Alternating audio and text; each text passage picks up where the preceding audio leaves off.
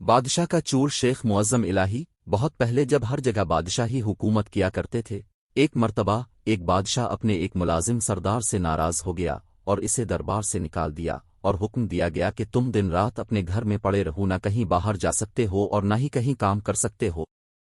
یہ بظاہر معمولی حکم تھا، کیونکہ دن رات گھر میں پڑے رہنا، کچھ کام کاج نہ کرنا اور فارغ وقت گزارنا بہت مشکل ہوتا ہے۔ ویسے بھی ایک آدمی ایک ہی جگہ اور ایک قسم کے لوگوں میں رہتے رہتے گھبرا جاتا ہے اور بہت وحشت ہوتی ہے۔ وقت کاٹنا دوبھر ہو جاتا ہے، چنانچہ اس کے ساتھ بھی ایسی ہی ہوا۔ وہ سارا دن پڑا رہتا اور کوئی کام نہیں کر سکتا تھا۔ سردار بہت پریشان تھا، کیونکہ اس کے بچوں کے پیٹ بھرنے کا سوال تھا۔ جب وہ گھر سے باہر قدم نہیں نکالے گا تو بیوی بچوں کو کھلائے گا کہاں سے؟ اتفاق سے کچھ دنوں کے بعد بادشاہ، وزیر اور شہزادے بلائے گئے۔ سردار کو ایک ترکیب سوجھی تو اس کی آنکھیں چمک اٹھیں۔ اس نے اپنی بیوی کو پڑوس میں ایک قیمتی جوڑا لانے کے لیے بھیجا۔ وہ پڑوس سے قیمتی جوڑا لے آئی۔ سردار نے مانگے کا قیمتی جوڑا جلدی سے زیب تن کیا اور گھر سے نکل پڑا اور شان سے چلتا ہوا شاہی دربار میں جا پہنچا۔ درباری سمجھے کہ کوئی معزز مہمان ہے، اسے لے جا کر بڑے ادب سے دوسرے بڑے لوگوں کے ساتھ کرسی پر بیٹھا دیا۔ سردار گردن اکڑا کر کرسی پر بیٹھ گیا۔ دربار شروع ہوا۔ جشن کی تمام رسمیں ادا کی گئیں اور اس کے بعد دسترخوان پر اعلیٰ قسم کے کھانے رکھے گئے۔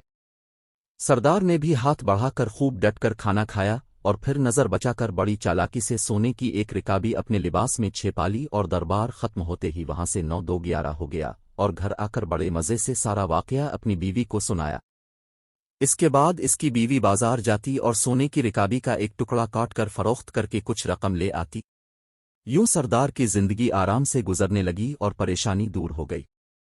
ادھر دربار کے ملازموں نے دیکھا کہ سونے کی ایک رکابی کم نکلی ہے تو بیچارے بہت گھبرائے اور رکابی ڈھونڈنے کے لیے ادھر الفادیر دوڑنے لگے۔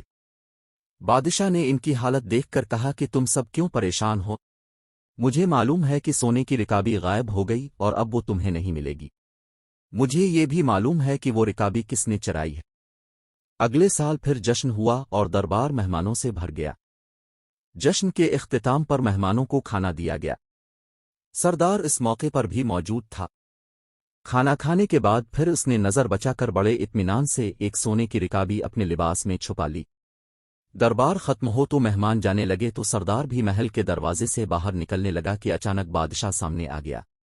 بادشاہ کو دیکھ کر وہ بہت سٹپٹا اور گھبرا کر ادھر الفادیر دیکھنے لگا۔ بادشاہ نے ہاتھ بڑھا کر اس کا ہاتھ پکڑ اور کہا کہ پچھلے سال کی رکابی ختم ہو گئی، جو پھر ایک اور رکابی لے جانا چاہتے ہو؟ یہ سنتے ہی سردار کے ہوش الفاڑ گئے اور خوف کے مارے کانپنے لگا۔ آخر کار بادشاہ کے قدموں پر گر پڑا اور کہنے لگا، حضور کے حکم کی تعمیل میں مجھے میرے گھر میں بند کر دیا گیا تھا۔ کئی مہینوں تک پریشان اور تنگدست رہا، آخر مجبور ہو کر یہ نازیبا حرکت کی۔ حضور مجھے معاف کر دیں۔ بادشاہ کچھ دیر سوچتا رہا، پھر کہنے لگا کہ اچھا، ہم نے تمہیں معاف کیا اور تمہاری ملازمت بھی بحال کر دی۔ غلطی ہماری ہی تھی، ہم نے حکم ہی ایسا دیا تھا کہ آدمی بھوک اور تنگدستی سے مجبور ہے کر چوری کرنے پر آمادہ ہو جاتا ہے۔ اگر ہم تمہیں گھر میں قید نہ کرواتے تو شاید تم ایسی حرکت کبھی نہ کرتے۔ جاؤ، اب ایسی حرکت نہ کرنا، چوری بہرحال بری حرکت ہے۔ بادشاہ اور سردار دونوں نے غلطی کی تھی۔ دونوں نے اپنی اپنی غلطی تسلیم کر لی اور ایک دوسرے کا آئندہ کے لیے عبرت حاصل ہو گئی۔ کہتے ہیں کہ پھر سردار نے کبھی چوری نہ کی اور نہ بادشاہ نے کبھی کسی کو ایسی سزا دی۔